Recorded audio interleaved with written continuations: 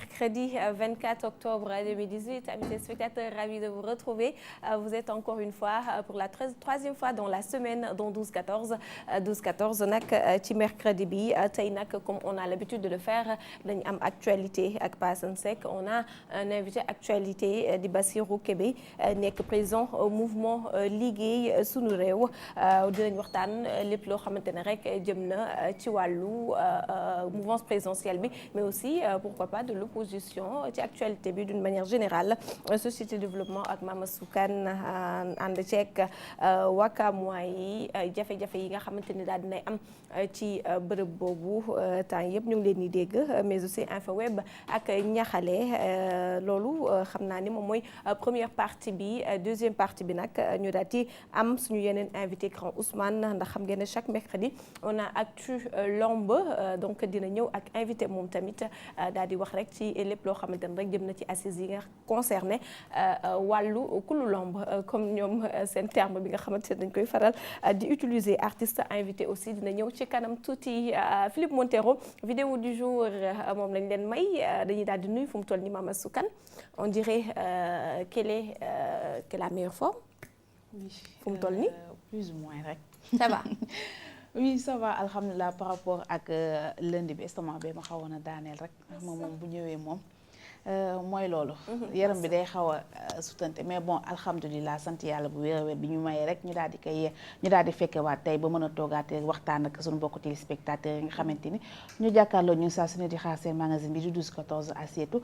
di la nuyu di la jaajëfa di jaajëfa personne bi nga xamante ni moom laa bokk plateau bi ak suñu invité société développement dina ñëwaat si kanam ànd ci ki nga xamante ni mooy Lamine Pène président bu mouvement 2S suñu Sénégal ñu ni neen fas yéene waxtaane wax nga ko Wakaam ak zone de mu ne Wakaam nekk zone de tension ñu ngi leen di dégg fan yëpp xam naa bu ñëwee après si kanam incha allah dinañ gën a décortiquer gën a xoosane ci waxtaan bi incha allah. incha allah Pa Assane Seck noo def. bismillahi rahmaani rahim bismillahi rahmaani rahim bismillahi rahmaani rahim jàngkat yi ñoo naan nii.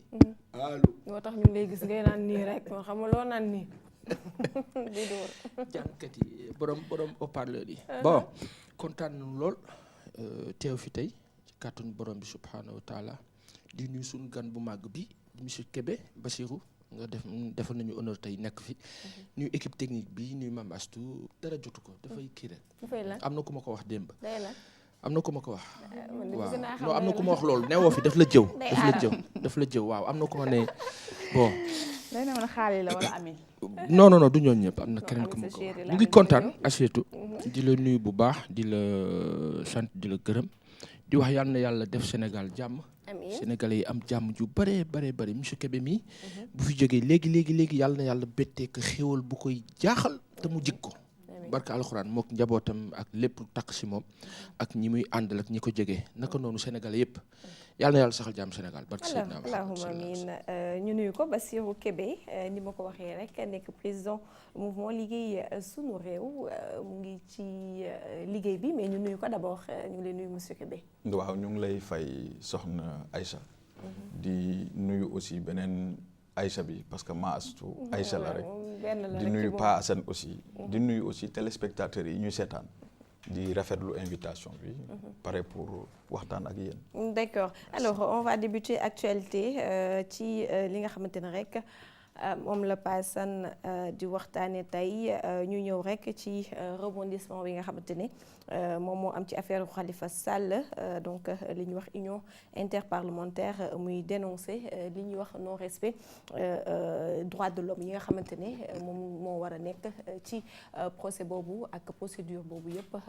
énième victoire la wala sax dañ koy considérer comme li nga xamante ne moo xewoon rek te CEDEAO.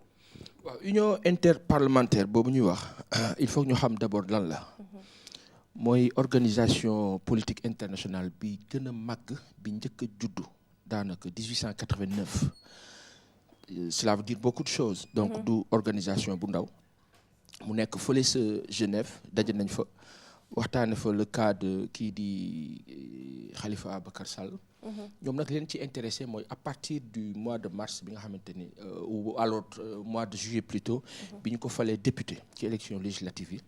donc ñoom parti boobu moo leen gën a intéressé mooy que bi mu amee immunité parlementaire ñu waroon ko bàyyi au moins mu ñëw défendre boppam devant ses collègues ça n'a pas été le cas ils ont jugé cela d'arbitraire,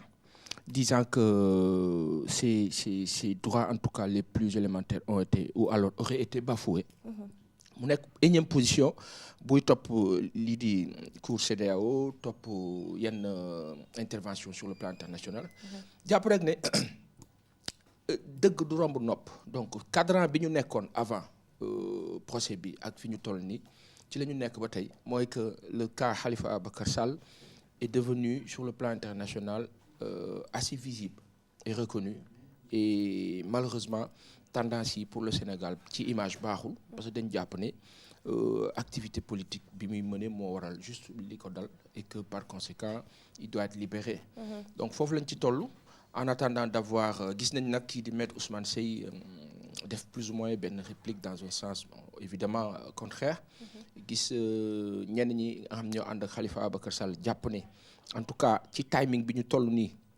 Même s'il faut l'empêcher, en tout cas pour le pouvoir en place, d'être candidat au joutes électorales à venir,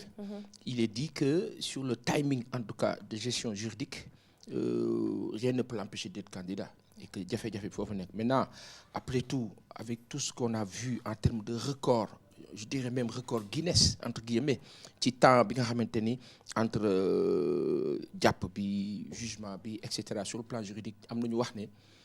diggante cassation ak appel en tout cas en première instance ak appel temps bi ñu ko jugé 5 mois la dafa gàtt. alors que normalement ça tient sur 1 an et demi. donc wax rek ne nguur bi na gën a bàyyi xel en tout cas ñi koy araftu sur le plan international bëri na dal na fi ci kaawu Karim Meïssa Wade ak le tribunal de Paris ak l'organisation des Nations Unies. Qu'est-ce que ça peut changer par rapport à la situation actuelle? Qu'est-ce que ça peut changer? On n'a pas. Une chose est certaine. Le pouvoir en place est décidé à en découdre avec M. Sall jusqu'au bout. Au départ, on se disait d'accord, on va rester dans le carcan judiciaire. Après, au-delà, bi ñu demee ba ci biir, on s'est rendu compte ñenn ñi ñun bokkoon na ci ñi ko doon njëkk a wax mujjantal bi la réalité nous a donné raison. C'est purement politique. Je pense que am na kenn ku ñuy wax bu ma jumul kenn ci membre APR ku ci mës a dalal. mu expliquer ñu monsieur Keïta bu plateau. Salif Keïta il nous avait dit au finish je pense bi mu koy wax sax xëy na nañu baal suñu mag boobu teyu ko il a dit finalement le maire de Dakar a voulu faire face au pouvoir c'est devenu politique nous aussi voilà te loolu dafa nekk lu gênant tuuti ci wàllu démocratie maintenant est-ce que démocratie mu ngi dox Sénégal. ci contexte bi ñu toll nii non. D'accord. On va passer toujours politique avec Ousmane Sonko. Il est approché par maître Mame Adama Gueye. Alors là, peut-on parler de leader de l'opposition? Alors oui quand même ci réalité sociopolitique bi ñu toll actuellement am na ñu toujours ñuy wax monsieur Sonko vedette internet la. mais vedette internet approché par presque tous les leaders de l'opposition de Wade aux autres. C'est quand même intéressant et tentant. Est-ce que le pouvoir va prendre cela en compte pour se dire réellement, je pense que ci suuf ils le savent. Maintenant ci kaw peut-être dinañu wax rek bon ça se comprend sur le plan du jeu politique. Mais disons que M. Sonko se place de plus en plus en tout cas comme leader potentiel. Il n'est pas encore leader de l'opposition mais comme leader potentiel. Et maintenant je t'ai dit la dernière fois démb que li dese nañu 4 mois ci kanam fii ak élection yi incha allah. et tout peut se passer tout. loo xalaat ak loo xalaatu lu leen mën na am. D'accord alors ñu dem ci TER bi lan mooy nouvelle TER bi aujourd'hui? Une rame qui va être là à partir du 12 novembre, une première, Inch'Allah. Ensuite, ci wàllu gestion générale, on va dire, la partie qui concerne la communication, concernant le train express régional, ñu ngi ko jox kii di Richard Attias, le franco-marocain. Attias dañuy fàttaliku ne moo nekkoon ki ñu dénkoon communication OCI en 2008. Et que la cour d'appel autant avait plus ou moins on va dire épinglé ci quelques moments de gestion en parlant de manquement à certains niveaux. Qu'est-ce que tu veux dire? La question mooy c'est la même personne on va dire incriminée autant à qui on va remettre encore on va dire toute la communication concernant le TER. Alors pour ce qui est du TER, c'est un marché qu'on a donné à une entreprise étrangère et tous les compartiments entourant ce projet sont gérés par des étrangers. Pour des populations sénégalaises. Sur le plan de la communication, il y a eu, et malheureusement, nos régimes, on a l'impression qu'ils ne gèrent pas les erreurs d'antan. On se rappelle de Jacques Ségala. Jacques Ségala, un grand communicant, marketeur, mais le président Abdou Diouf, toute sa communication à la veille de 2000, élection 2000. Jacques Ségala, moi, que defoon panneau yoy ñu génné won panneau buñ ko fatali ko élection 2000. Il y avait des panneaux ñu woné président Abdou Diouf ak batañse bu mag. di ñu xalaat loo bay. mu nekkoon lu reetaan lu tuuti. parce que la réalité bi nga xamante ni sociologique ñun maîtriser nañ ko. tubaab bi lu mu ñu jàng lu mu ñu miin lu mu ñu xam lu mu comprendre suñu ay réalité duñu ko gën a mën a dund. donc ñu ngi koy dundee ak moom du benn. léegi nag on nous dira sur le plan fonctionnel technique ak doole est-ce que nos agences de communication ici sont capables ou sont à même d'eux. Pourtant, ce sont ces mêmes agences, les ñooñu di jëlaat comme ay sous-traitants. Donc finalement, qui fait le travail? léegi nag ci réalité bi ñuy wax ne Sénégal dañu war a gàddu suñu souveraineté ci lépp souveraineté nationale moo xam ci ndox moo xam ci énergie moo xam ci leneen ñu gàddu lépp c'est ça qui gêne. te on a envie vraiment suñu kilifa yi ñuy seetaan surtout du côté du pouvoir on a envie aujourd'hui de leur dire mais qu'est-ce que vous allez nous expliquer? Qu'est-ce que vous allez nous dire tendancieusement par rapport à ce genre de décision? Monsieur Athias nekk na koo xamante ni daanaka marché africain yu bëri toujours les pays francophones marché africain yu bëri dañ ko koy jox finalement est-ce que dañ leen di jox wala dañuy imposer? La question c'est ça, est-ce que tubaab yi ñoo ñuy imposer ne ñoom la ñu war a jox business bi wala ñun ñooy jóg rek jox leen ko ci gis-gis bu ñu gisee ne que l'ensemble des pays francophones même système bi la ñuy dund dañ leen ko imposer. Maintenant ci ñun suñu contexte ak fi ñu toll ak fi Sénégal toll ak ce que le Sénégal représente dans le monde. Il faut ñu comprendre benn affaire nous ne sommes pas un petit pays. Les gens disent Sénégal pays dëkk bu ndaw la da nga koy dégg sax ci ay kilifa ñun dëkk bu ndaw la ñun amuñu kii non nit boo doyadalee sa bopp ñàkk doyadal sa bopp ñu wàcc la. Le Sénégal est un grand pays. Maintenant dirigeants yi ñoo war a gàddu loolu xam ne que tey jii France moo gën a am intérêt lëkkaloo ak ñun que ñun.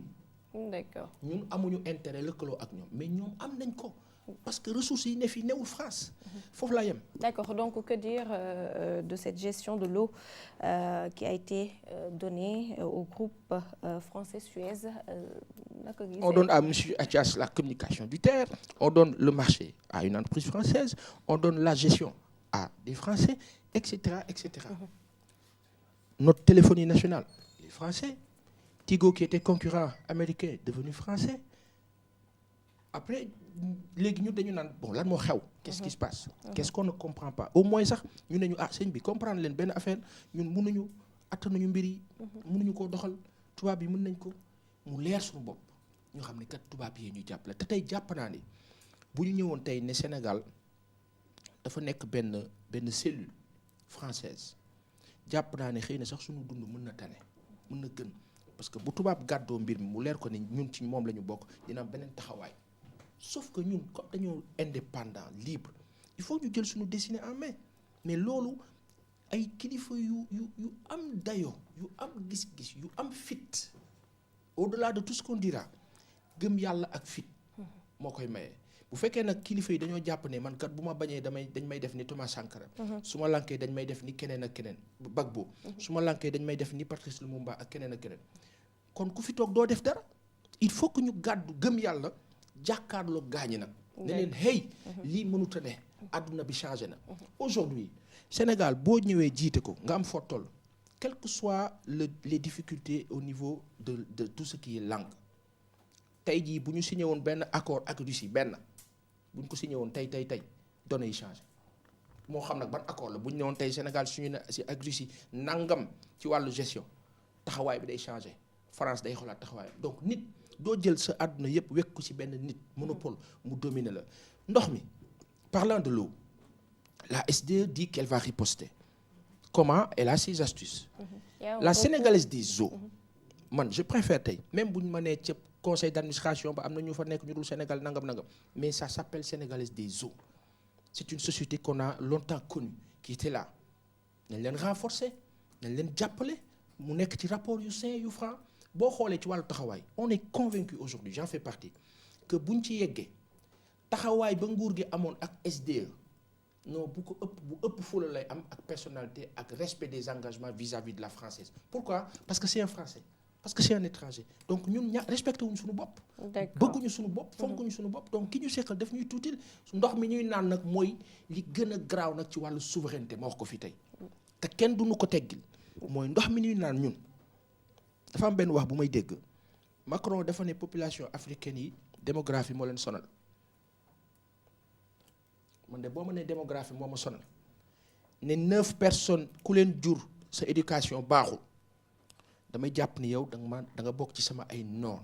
sama gëm-gëm culturel gëmuloo ko mooy que tey ñun li ñu gëm muy jaboot ak yokk xeetu Seydina Mohamed sallallahu alayhi wasallam muy sociologiquement lu ñuy développé woo moom gëmul loolu. par conséquent man tiit naa ci jël sama ndox dénk ko kooku parce que ndox dafa sensible. te ndox mi dañ ñu koy jox rek ñu naan wax nañu ndox mi nekk fële ci ONAS ci technopole bi ONAS weddi ko d'accord ñu nangu mais la vérité aujourd'hui mooy que si on donne notre téléphonie ñu def ñu sous-écoute ñun Sénégal jël suñu ndox def ki ñu def sous-écoute ñu jox ko jël suñu transport jox ko suñu énergie jox ko jël géej gi jox ko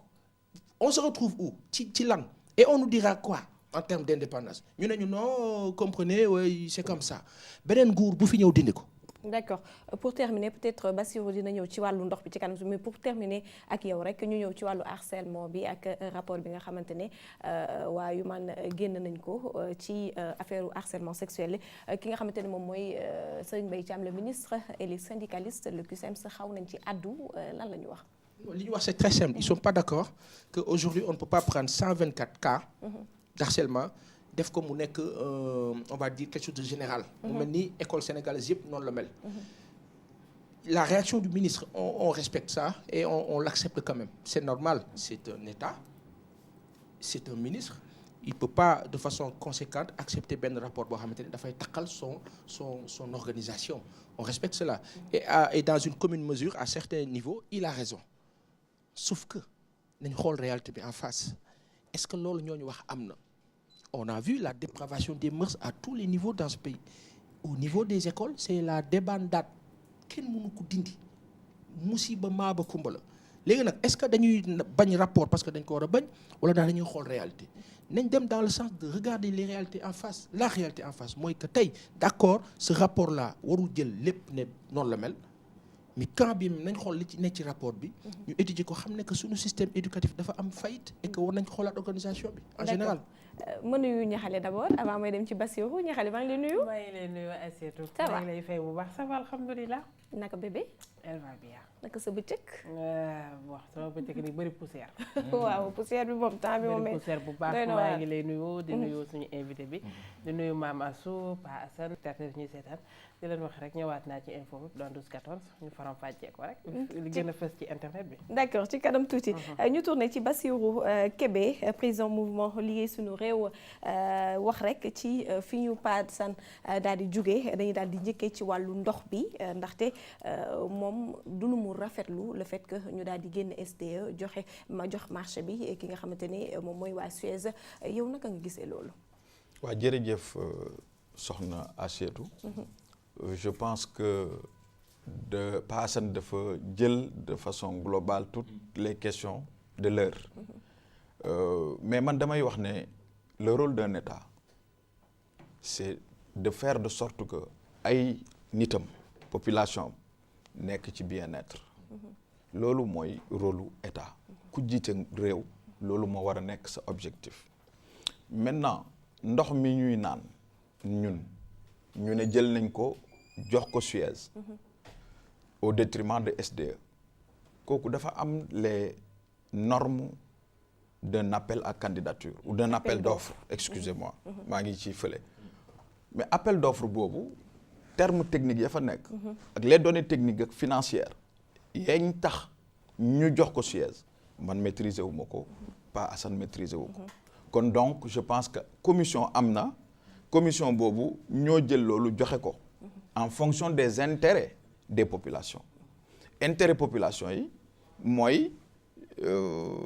ay critères la daal yoo xam ne ñoom ñoo koy teg. parce que mais man critères yooyu mënuma ci dugg parce que bokkuma ci commission. parce que explication yi ñu jox aussi bokk na ci appel d'offre bi. ñu xool ci li nga xamante ni moom mooy meilleure qualité. ci wàllu ndox bi sur le plan économique et technique.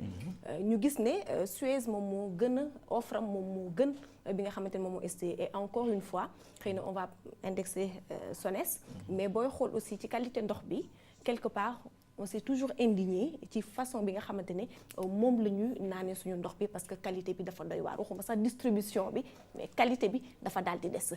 quelque part ci argument yooyu nga xamante ne moom la ñu daal di joxe ndax nangu nga le fait que ñuy wax nañ jox ñi nga xamante ne ñoom ñoo les locaux ou pas. waaw xam nga loolu fa laa doon jëm si. xam nga ñun dañuy def ay appel d'offre ci structure yi ñu nekkoon jiite ko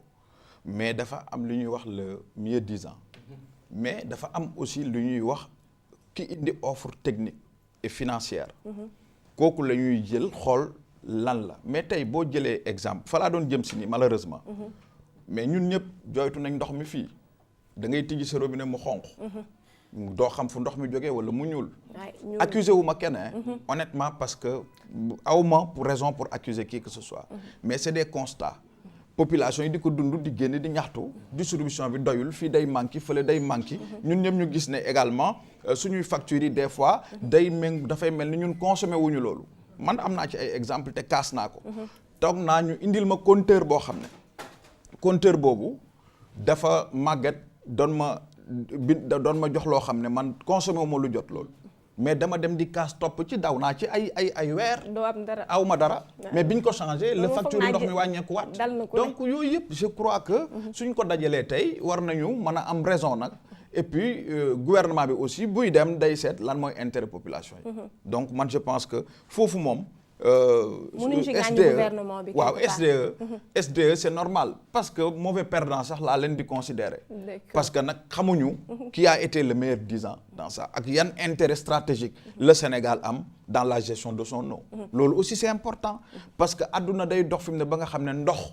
dafa doon loo xam ne ci stratégie ci géostratégie réew mu nekk da nga koy sóor téye ko donc ndox moomu noonu Sénégal xam na lu tax dans son appel d'offre critères techniques yi lan la ci dugal ak lan la SDE remplirul moo tax mais jarul coow di wax am nañu comme je crois que ministère wax na ko bi yor wàllu ndox mi hydraulique nee na mais SDE su sentiré wul dafa lésé am na kuréel yu ko permettre mu dem kaas mais jarul mu def recours mais même sur le plan international je pense que bu fekkee wóoluwul Sénégal mën na ko defi feneen donc yooyu yëpp na ko def moo gën coow li parce que biñ ko koy jox dafa am ñeneen ñu ko xañoon en tout cas pourtant ñeneen ñooñu dégguñu leen lu tax Veolia en tout cas ça dafay engendrer benn débat moom mooy lan moo am ci suñu locaux yi quelque part ndaxte comme ni ko Pa Assane waxee xëy na moom il l'a analysé d'une autre manière mais quelque part lépp loo xamante ne sénégalais mu ngi koy gérer dañ ciy gis ay jafe-jafe ba au finish on est obligé dem woowu ñi nga xamante ne ñoo nekk ci bitim réew daal leen ko jox pour une meilleure qualité de vie des populations ndax loolu foofu dafay wane ne ñun sénégalais yi baaxuñu ci dara. am naa ci benn avis bu ndaw. c'est pertinent les propos de monsieur Kébé. Effectivement ci wàllu angle ak gis-gis. comme il dit nguur bi xam na ban sens lay demee et cetera mais ñun fu ñuy waxee mooy nanu bàyyi xel lenn mooy ni mu ko waxee ndox mi dafa stratégique. te aujourd'hui le Sénégal wax naa ne du dëkk bu ndaw ni France nekkee 5e puissance mondiale France bi nga xamante ni daanaka ci ñett ñi la bokkoon dafa régressé ñu ci bàyyi xel bu baax la France a régressé et d'année en année et cette France-là aujourd'hui quand Sarkozy disait bis bu ñu bàyyee monnaie bi CFA bi bis bu ñu ci génnee on va se retrouver à la 23e place nañuy bàyyi xel yooyu tuuti donc sunu nguur yi sur le plan géostratégique comme il dit ñoom ñoo xam yan pression la ñuy subir sur le plan international ba war a tax ñuy dem ci benn sens bi ñun mënuñu ko xam te mënuñu ko wax. état dafa kawe mais dama bëgg rek. daanal fenn. mooy que yaa ngi wax lu tax sunu locaux yi di am jafe-jafe. Aliou Cissé a un salaire moindre que coach français yeeg ñi fi jaar yëpp étranger. Le dernier Alain Giresse ñii 23 millions ñii nangam Cissé se retrouve à moins de 10 briques léegi on lui demande des résultats. Et Cissé est en train malgré tout ce qu'on dira malgré critique yi ñu koy def bokk naa si ñi koy critique mais malgré tout cela il fait ses résultats mieux que Giresse ak keneen ak keneen. Il est payé moins. Sur le plan organisationnel, l'État fait des efforts suivant les campagnes. Donc, est-ce que kooku nga xam ne Sénégalais la ñu jox ko moyen moindre bu dee tubaab bi ñu jox ko moyen plus et on dira tubaab bi fait mieux. Foofu la problème bi nekk. D'accord. Mais foofu nga may ma je pense que xam nga Pa Assane angle bi mu jël man je pense que suñu expertise locale kenn naatable wu ko mais expertise locale aussi yaay valoriser sa bopp. xam nga tubaab bi buy ñëw di négocier contrat moom da koy négocier ne lii laa soxla lii ak lii teg ay clause am. Si t'es pas content. mais si tu n'es pas content. même Aliou Cissé exemple da nga ko cité moo tax mais buy négocier contrat am moom moo koy négocier donc c'est état du Sénégal ñëwul ne tubaab bi nangam laa lay fay dafa ñëw négocier ak moom Aliou Cissé bu ñëwoon ne nangam lañ may fay mu négocier ak état bi donc expertise locale ñoo valoriser dama lay jox exemple Auchan. ñëpp a ngi coow. ça c'est ma position personnelle hein elle est personnelle honnêtement. Ça n'a rien à voir avec la position du gouvernement bi génn communiqué am ak yooyu. mais dama ne Auchan bu ñëwee offrir Sénégalais yi lu gën a yomb mais man fa laay dem jëndi parce que foofu moo gën a yomb ci man mais Sénégalais commerçant bi nekk fii lu tax moom deful offre boobu avant Auchan di ñëw. wala bi Auchan ñëwee moom tamit mu jóg ut leneen pour contrecarrer Auchan donc nit ku nekk yaa wala valoriser sa bopp. man loolu laa gëm suivant les conditions aussi. oui mais yan conditions c'est-à-dire que tey je pense que tout est question de discussion tout est question de clause. c'est-à-dire lépp waxtaan la loo gis négociation la adduna moo mel noonu. tey man su ma buggee dara dama naan am naa lii état nag mooy décideur. mooy décider nga ne ko lii ak lii mais boo deful benn proposition état c'est tubaab bi foofu la ñuy rawee aussi. ñoom dañuy innover dañuy anticiper. Et respecte les clients aussi. Mais c'est vrai ce qu'il dit. Je suis d'accord. Je suis d'accord vraiment que nit bi yaay jël say clause défendre ko et cetera. Mais de visu et ça se sent. Une agence de communication sénégalaise qui vient déposer ci appel d'offres loolu du lu leer la taxawaay ak gis-gis bi malheureusement nous tous sénégalais l'homo sénégalensis ni ñu koy xoolee bu dee ñun suñu biir.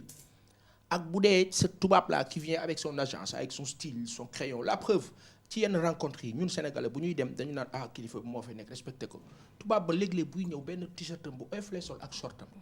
dañ ci bàyyi xel. donc am na ñun nu ñuy taxawee ak nu ñuy gisee. qui fait que ñun tout de suite on est réducteur par rapport à nous-mêmes te loolu dafay feeñ ci dans tout ce qu'on fait et malheureusement au niveau de l'État yaa kii ce sont des Sénégalais qui ont leur vision et leur façon de faire malheureusement encore une fois de plus. On va parler de corruption entre guillemets am na fu ñu koy tuddee ci benn contexte ci benn moment suivant des intérêts et des commissions est-ce que loolu on n'ose pas y penser mais sachons que tey jii nii taxawaay bi ñu am vis-à-vis de l'étranger bu ñu ko amee ak sénégalais bi quand on parle de commande publique par rapport aux menuisiers sénégalais suñu leen mettre dans de bonnes conditions de travail mettre leen en valeur li ñuy jox tubaab bi ñu jox leen ko ñu def lu raw li tubaab bi def sauf que bu ñu leen doyalee ñoom ñuy daw ci njëkkante comme il dit par rapport à Auchan les commerçants sénégalais sont dans des difficultés drastiques conditions de douane nag leneen dafay métti si ñoom tubaab bi suy ñëw en amont il est exonéré nañ si bàyyi xel. oui mais nañu respecter suñu bopp tamit parce que ci wàllu liggéey moom am na fu ñu. mais respecter suñu bopp assiette mooy que sénégalais bi ñëw def assiette le respect côté boobu nañ ko nangu rek le linge sale se lave en famille. il faut qu'on reconnaisse quand même non respecter reconnaître tamit li nga xamante dafa nekk ci ñun. ma ne assiette respecter suñu bopp. waaw weesuwul bu tubaab taxawee sénégalais taxaw ma respecter sénégalais bi d'abord. loolu si jiitu. bien sûr mais ci wàllu liggéey. mais dinaa respecter sénégalais bi par rapport ak comportement am par rapport ak attitude am par rapport ak compétence am expertise am. je te donne un exemple. dama lay jox benn exemple may ma rek Aïssatou ngir yàlla xam nga tey bi may ñëw dama doon xool benn vidéo buñ partagé sur Facebook. waaw mais ki taxaw ci mbedd mi di saw nga baal ma expression bi ñëpp di ko gis ci kaw tali bi. mais li nga wax oui ma imaginez tey te loolu dafa feeñ partout. c'est-à-dire que loolu ñun ñoo gëmul suñu bopp d'abord. waaw léegi li nga wax noonu li mu wax nii assiette li mu wax nii c'est tellement vrai mais ki tuur ndox noonu ci mbedd mi deful dara xam nga ko def dara kër tee caméra ba di ko filmer ak ña yor seeni oto di ko romb mu taxaw di saw ñuy avancer di dem foofu la problème bi nekk. mais kon kay moo tax ma ne la ñun ñëpp. non comportement léegi nag dans ce cas nguur bi nga xamante ni moom dañ koo fal mu am doole ñu ne ko yow ñun ñi ne fii ñëpp yow yaa gën a am les prédispositions pour jiite ñu yaa ñu war a gën a mën yoon bi kooku mooy nekk sur la sanction positive et négative. La contrainte c'est quoi? Il y a un agent de police assermenté qui ci contexte bi ak la réalité de la circulation nii Sénégal à 11h midi wala matin wala soir l'agent de police est là. kooku du ko fa def. D'accord. En tout cas doy na waar peut-être dinañu daal di jàll malgré tout ça et puis xalaat yi xaw a wuute tuuti ci débat yi aussi xam naa ne xalaat dina xaw a wuute mais ñu jàpp rek ne SDE bëgg na déposer recours fay ci ARMP. C'est un excellent co-débatteur. non mais quelque part je comprends fi muy waxee parce que wax leen ma kan moo kaasul ban sénégalais moo kaasul ndox mi. dites-moi c'est-à-dire que loolu nañ ci wax quoi. un sénégalais bu kaasul. léegi yow budul qualité bi nguuru jog ne la man distribution bi kan la kan. waaw dites-moi kan. xam nga taxal nit dafa yomb. mais ñun ñëpp wax nañu qualité eau bi ñun ñëpp jooy nañ compteur yi xam nañ loo xam ne consommé woo ko. mais koo xam ne nii da ngay am ñeenti nit sa kër ñu facturer la 20 000 wala nangam mais et cetera mais yooyu yëpp ñun jooy nañ ko. n'est-ce pas mais suñ ko jooyee nag appel d'offre bu bees ñëw ñun dañu war a ñaan yàlla ki ñëw tey je pense et bugguma parce que nag ñun aussi mënuñu wax yenn yi mais li wóor te leer mooy Sénégal bi muy lancé appel d'offre bi ci terme de référence yi sóoraale na ci ces questions là yi ñu soulevé fi parce que forum social bi comme li mu ko wax nee na entreprise la boo xamante ne fu mu jaar rek andi na fa fayit loolu tamit c'est un autre débat boo xamante ne xëy na après bu ñu gënee am temps xëy na daal di wax non du ñaaw. waaw xam nga Sénégal lan mooy suñu problème koo gis muy wax rek am na ku muy waxal. effectivement waaw maanaam pour wax neutre. xam nga li may tuddee neutralité axiologique dans un débat. wala dans tout ce qu'on fait. moo fi manqué kuy wax rek. am nga koy waxal kuy wax rek am na ay intérêt yu menacé wala tax nga jóg pour wax mais doo wax uniquement pour Sénégal. dëgg la malheureusement. alors damay wax pour Sénégal non. pour Sénégal wala pour yow pour Sénégal wala pour yow. man damay wax pour Sénégal dañuy waxal suñu bopp pour yow. damay wax pour Sénégal. parce que am na question yoo xam ne soulevé nga ko man bëggoon naa ñu wax. je parle pour Sénégal ci actualité la par rapport ak oui allez-y. oui parce que xam nga tey su fekkee le rapport par exemple de Human Rights Watch. oui xam nga man mii di wax ak yow. damay lig sama expertise ci wàllu xale la mais dañ ciy liggéey avant même le président de la République du ñu woo ci wetam comme ñu nekk son conseiller chargé de l'enfance ñun dañ ciy liggéey partout dans le monde gis nga rapport bi étude la tudd étude dafa am ay normes scientifiques yu mu war a am respecté wut loolu munoo toog xam nga li ñuy tubaab di wax les évidences maanaam loo xam ne dafa leer nañ loolu pour nga am ko da ngay am lu ñuy wax critère d'échantillonnage naka ñaata nit tey boo jëlee 557 000 filles ñu nekk dans le moyen secondaire nga ne 162 ou 164 ou 122 dans toute selon étude il y a une moom nga base ciy de jël données oui. mais tey ku nekk di seet ampleur wala prévalence li tubaab di tuddee prévalence yaatuwaayu mbir boo koy seet li ñuy wax approche quantitative moom ngay am outil quantitatif ngay am questionnaire ciblé ñaata nit mais loolu amul donc résultat yi mun na fausser mais maintenant ku nekk d'accord nga ne Sénégal phénomène bi am na fi même bu doon benn cas ñun en tout cas militant des droits de l'enfant dañ koy dénoncer duñ ko nangu dañ ko dul rafetlu mais ampleur bi ñu ko bëgg a jox parce que tout simplement am na un agenda mondial xam nga yow yaa ngi wax pourtant Sénégal a ngi défendre intérêt Sénégal en tenant compte de ses valeurs culturelles et religieuses le ministre de l'éducation nationale bi mu defee sortie dafa wax carrément ne li ñu bëgg mooy dugal l'éducation sexuelle dans le programme sénégalais mais kooku bañ nañ ko kon tenir nañ compte parce que tubaab bi moom nam ko mën a waxee ñun duñ ko waxee mais éducation sexuelle dafa am leneen lu muy jur lu nit ñi fàtte mooy ce qu'on appelle l'orientation sexuelle dama dem à un débat de haut niveau boobu nekkuma sax ci nguur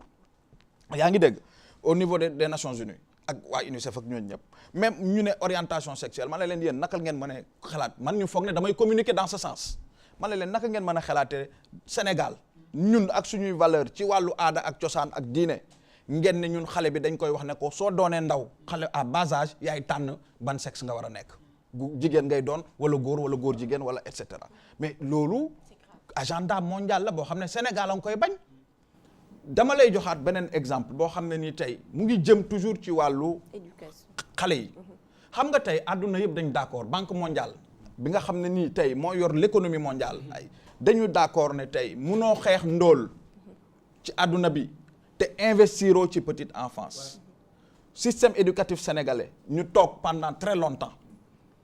ñu gis ne ñaari système moo fi am benn bi mooy xale bi dugg école tubaab bu depuis indépendance li ñuy jàngal mooy affaire tubaab kii jàng daara moom bokkul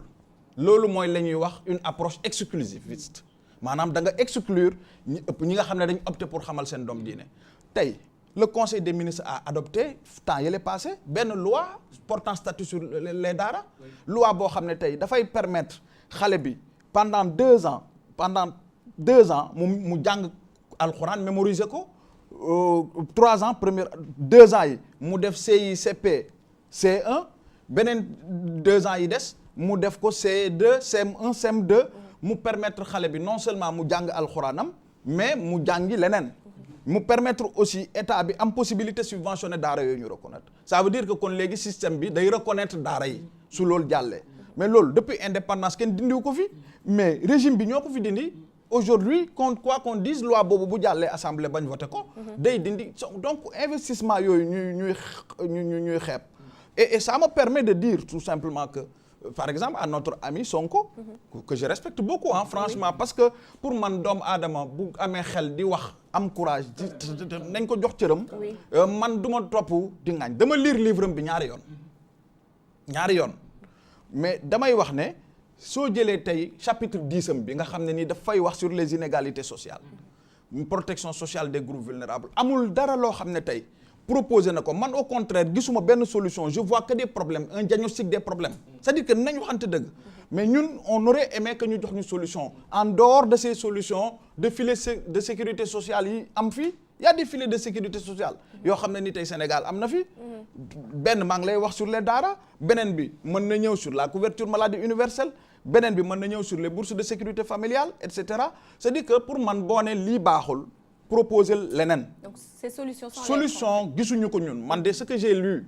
gis naa un diagnostic très sévère de l'état actuel à tous les niveaux nag mais gisuñu solution moo tax ma ne la il faut que nit ñi aussi di gëstu di xool di parce que àdduna day dox. Est-ce qu'il ne faudrait pas prendre par exemple c'est une question. Wow. Est-ce qu'il ne faudrait pas prendre en compte c'est-à-dire prendre acte de ce diagnostic sévère entre guillemets dont vous parlez et faire ou rectifier suivant cela. waaw mais diagnostic boobu boo ko defee da ngay wax loo xam ne parce que diagnostic bi nga def dañ ko def ba pare gis nga on n'invente pas la roue en matière de développement socio-économique on peut innover l'innovation existe d'ailleurs aujourd'hui on fait l'ingénierie de l'innovation mais loolu mun na am mais gis nga diagnostic boobu dañ koo def ci ay documents ba pare ba gis ko par exemple document bu wane ne Sénégal 20% ñooy bénéficier wu de la couverture de la protection sociale mais ñu corriger ñu ne dafa am loo xam ne nii c'est corporatiste maanaam fonctionnaires yi rek salariés yi ñoo ko am soit ñu nekk ak état wala ñu nekk ak privé yi sax am na ñu bëri amuñu ko trouvé nañ ay subterfuge yoo xam ne duñ nangoo signer ay contrat yoo xam ne nii dina la duñ fay am na ñoo xam ne sax duñ fay seen cotisation sociale donc vous voyez 20% yooyu ñu diagnostiqué nañ ko mais boo ci ñëwaatee amul njëriñ mais biñ ko diagnostiqué dañ ne buñ yem rek ci salarié ñaata salarié moo am Sénégal mais ñi nga xam ne nii tey parce que àdduna day dox Brésil bu ñuy cité Brésil Bolsa Familia la amoon Bolsa Familia boobu ñun moom lañ indi def ko kii bourse de sécurité familiale très mal appliqué comparé ak ñoom xam nga la faisait ça comme c'est-à-dire lu tax nga wax loolu c'est simple lu mooy tax que tey mooy je donne un exemple waaw mooy ñi nga xamante ni ñoo am bourse familiale waaw ñu nekk dans des coins reculés ñu ne tey sur 3 mois dañ lay jox 25 000 francs les 25 000 francs normalement bu la ko joxee ren déwén sa dund dafa war a changer loolu mooy différence bi ak Bosu Lula waaw mais Bosu Lula xam nga lu ko indi man dama dem dans les favelas en 2008 benn sommet mondial bu amoon au Brésil sur les abus exploitation sexuelle des enfants man lu ma la wax rek favelas yi mooy quartier yi gën a pauvre bi ma xoolee système bi mooy Lula bi mu ñëwee dafa xool ne quartier yi dañoo pauvreté boobu dafa am ay conséquences yu muy jur mooy xale yi dañ leen di génnee ci école bi utiliser leen ñuy jaay drogue ñu bàyyi école donc comment aider ces familles ñu téye xale yi résultats scolaires yi ñu am bu améliorer bourse bi je suis d'accord que mun nañu améliorer les bourses je l'ai dit même même quand j'étais pas avec Macky C'est dans ce le qu'il faut, gouvernement je l'ai toujours dit que mun nañ ko améliorer en tenant compte de certaines conditionnalités mais quand même li fi am parce que tey Banque mondiale dafa wax ne pour ñu xeex ndóol man li ma lay wax c'est toujours dama koy teg ci ay firnde yu wóor dafa am benn rapport bu ñu génnee en 2017 on te dit que ndóol pour ñu xeex ko extrême pauvreté dañu war a jógee ci $60 par habitant par waaw non maa ngi pare jëm ci $100 par ménage ci année bi $200 excusez-moi $200 mooy 100 000 francs CFA mais bourse de sécurité bi kon kay donc moom anticiper na avant Banque mondiale di génnee rapport am boobu est-ce que influencé wuñu Banque mondiale xam nga ñu ngi foog ne dañu toog rek ñun di copier li nga xam ne moom la tubaab yi di def mais ñun li ñuy def banque tubaab yi ñu ngi ciy copier ci ñun. Je te donne un autre exemple, Pa Assane. C'est malheureusement, mais c'est intéressant et man ça me tient à cœur. Paradigme yi ñuy xelaatee. Par exemple, tubaab yi dañu yàgg wax nañu société africaine c'est une société maltraitante de ses enfants. Ñun dañu bind ñun vous démontrer le contraire. Wan leen ne leen attention, les représentations de l'enfant dans nos sociétés africaines et traditionnelles maltraité wul xale bi. Xale bi foo dem tey. boo jëlee suñuy compte suñuy lépp ay satu xale bi fu mu amee situation bu jafe rek am na force extérieure bu ñëw génnee ko ci loolu jëlal kumba am ndey kumba amul ndey le temps ne me permet pas de développer ñu wan tubaab bi ne leen kon bu leen wax ne tey franchement xale bi Afrique société bi da koy maltraité au contraire xale taalibe yi ñuy wax avant moo tax bu ñu di déglu rek tubaab yi ñu foog ne ñun dégluñu tubaab yi dañuy démontrer leneen li te gouvernement bi aussi c'est la même chose j'ai discuté avec le président de la République parce que yàlla may na ma tey xëy na li ma daan wax publiquement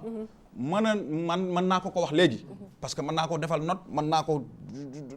gis wax ak moom sur cette mënatuma nag toog l'obligation de réserve ne me permet plus may wax yenn yi mais tey ñun d'accord nañu que ne tubaab bi paradigme yum ñu joxal ci nu ñu téye xale bi ñun loolu duñ ci amul xale taalibe bi ñuy joxe exemple laa doon joxe léegi ni malheureusement mais avant dañ daan dem yalwaan añ reer ndekki mais tey lan la ñuy def dañuy jël xale bi yóbbu ko ci mbedd mi mu yalwaan ni indi téeméer 30 000 enfants mendiants ci biir Dakar boo ko calculer 500 francs fois 30 000 ñaata la par jour nga multiplier ko par 30 jours fois 12 mois c'est au moins 15 milliards loolu lu ko indi c'est la recherche du gain du profit parce que loolu lu ko indi capitalisme ko indi modernité ko indi. Une crise accrue. Oui pour donc ñu ngi tenir compte ci loolu. À chaque fois même xoolal loi yi ñu jël yëpp dañuy tenir compte sur les réalités socio-culturelles du pays. Et religieuses. D'accord, une minute moo ci des. Oui, une minute peut-être pour tëj rek ñu bàyyi la fan nga bëgg a tëjee. J'aurais bien aimé avoir son avis sur le rebondissement sur Khalifa Ababacar Sall. Aujourd'hui, quelle est votre position là-dessus? Ouais, ma position sur ça, c'est que la justice est en train de faire son travail. Xam nga l'union interparlementaire, d'où structure de droit. Hein. C'est une structure politique. La plus ancienne. Ouais, mais non, on a 1000 ans. Mais l'une des premières. Oui, mais c'est une structure politique. Elle est plus réputée. Elle a pris une position politique et non pas une position de justice. C'est normal, c'est un parlement. Voilà. Un Donc ensemble de kon nañu bàyyi justice parce que man li ma gis mooy décision yi gars yi jël yëpp ba léegi nii amagul benn bu ci am effet boo xam ne wax na ne Sénégal arrêtel sa procédure judiciaire. Gisaguma ko. Loolu moo ma xaw a jaaxal. Waaw. Donc d'accord li mu wax il ouvre le débat ci loolu en tout cas ñu koy remercier Bassirou Kébé il faut qu'il revienne bien sûr ñu dem xooli journal passe APR Benno Bokk Yaakaar il faut des gens comme ça d'accord communique bien qui parlent bien et qu'on peut écouter. Mais man je soutiens le président. Oui.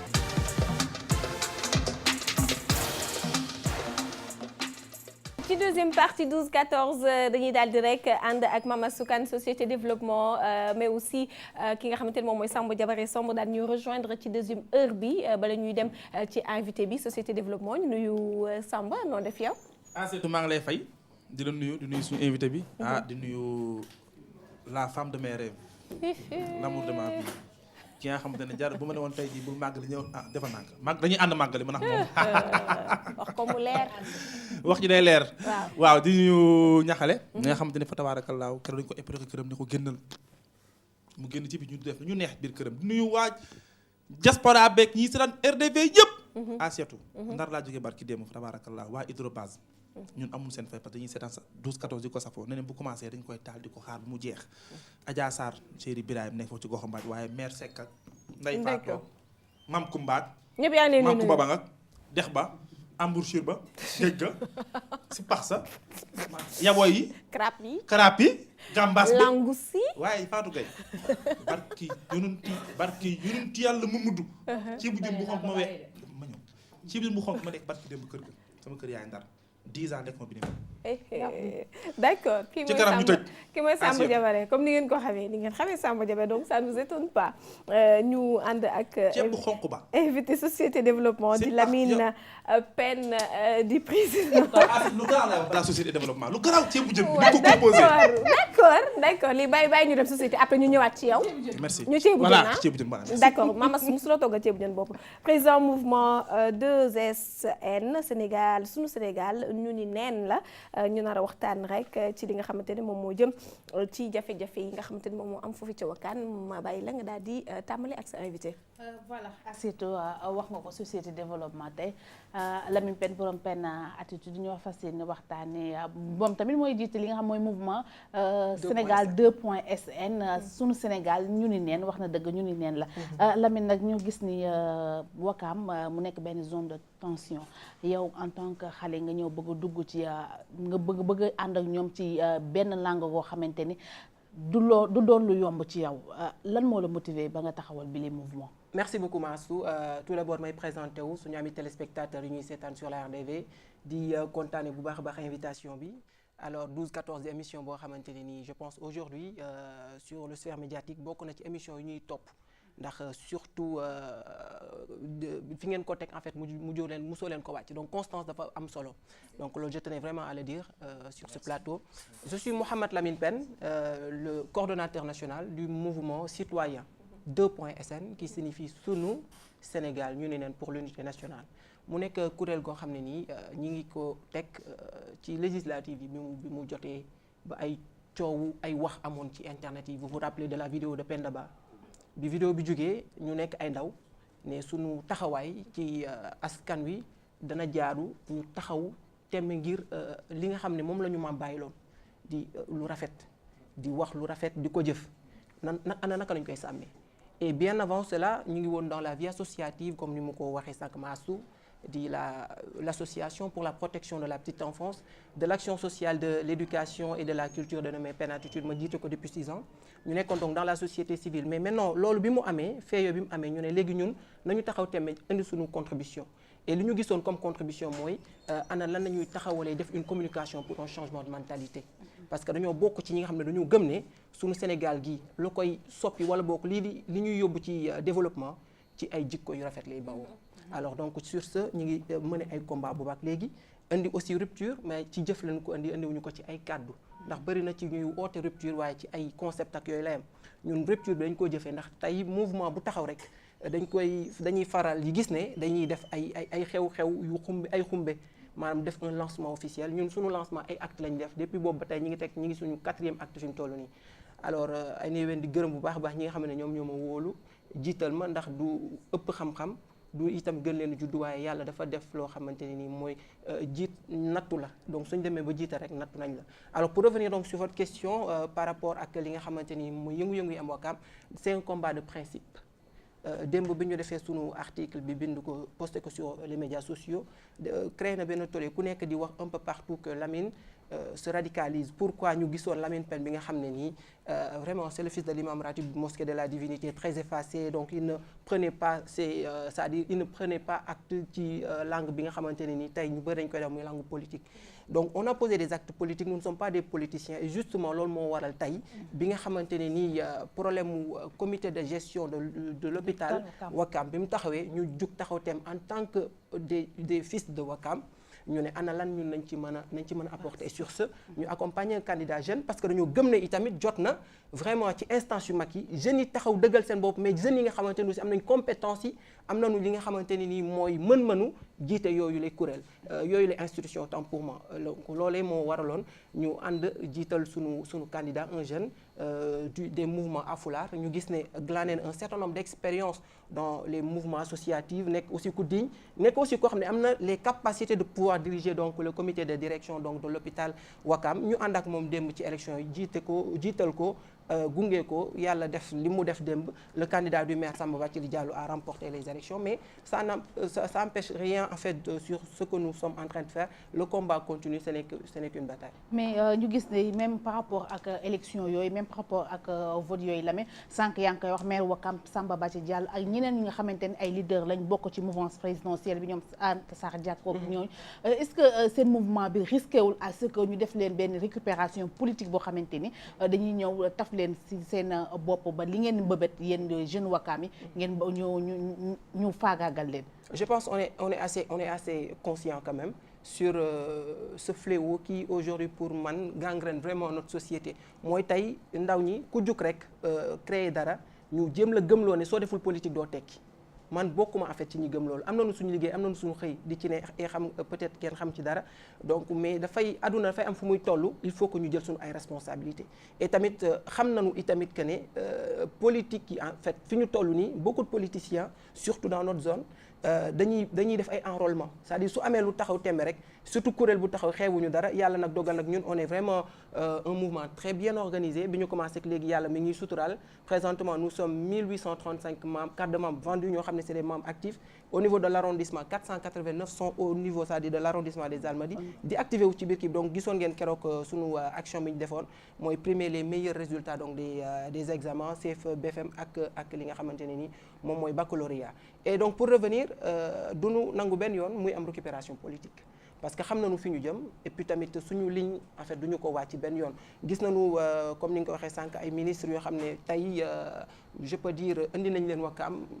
dañ leen parachuté sax mën naa ne mais je pense que actuellement l'heure n'est pas c'est-à-dire ñuy waxtaanee ay waxu campagne ak yooyu parce que Sénégal aussi loolu bokk na ci li ko sooxee mooy à chaque fois on parle en fait dañuy def perpétuelle campagne tout au long de l'année te dafa war am période boo xam ne pour campagne électorale la mooy def politique ñuy wàcc ci déggante ku nekk indi say idée teg ko sur la table défendre ko mais am ay période boo xam ne période liggéey la mais je pense que fi mu toll nii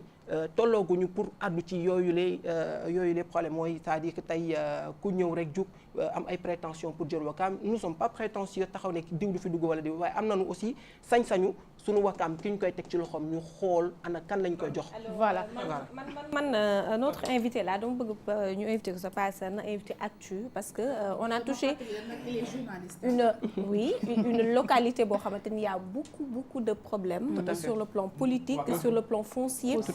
sur le plan sportif temps yi am na ay nouvelles yoo xamante ne jot nañ ko ci alors j'ai besoin on a besoin stade effectivement jubóo am na et tout ça yooyu yëpp mu ngi ci on n'aura pas assez de temps mais j'aurais bien aimé que ñu waxtaan ci am un peu plus de temps pour gën cee mën a waxtaan mais bàyyi ñu indi ko actualité rek inchallah actualité après mais sinon ñu ngi koy remercier bu baax a baax wax ci daal nañ leer di la bàyyi nga tàggatoo wax perspective yi rek la mi voilà donc juste également rappeler que c'est-à-dire éclairer l'antenne par rapport ak yenn suma ay détracteurs comme ni nga ko waxee sànq je suis journaliste et il y a de ces styles yoo xam ne man dama ko daan moytu tuuti comme le style commentaire donc c'est un genre majeur en journalisme léegi nag am na ñu ko xaw a yëpp mais man je pense que bleu la ba tey donc on est à l'école du journalisme mais dama def benn article def ko posté ko sur mon compte Facebook mu vraiment indi wax ju bëri au niveau de Ouakam que j'ai attaqué le maire man j'ai pas c'est-à-dire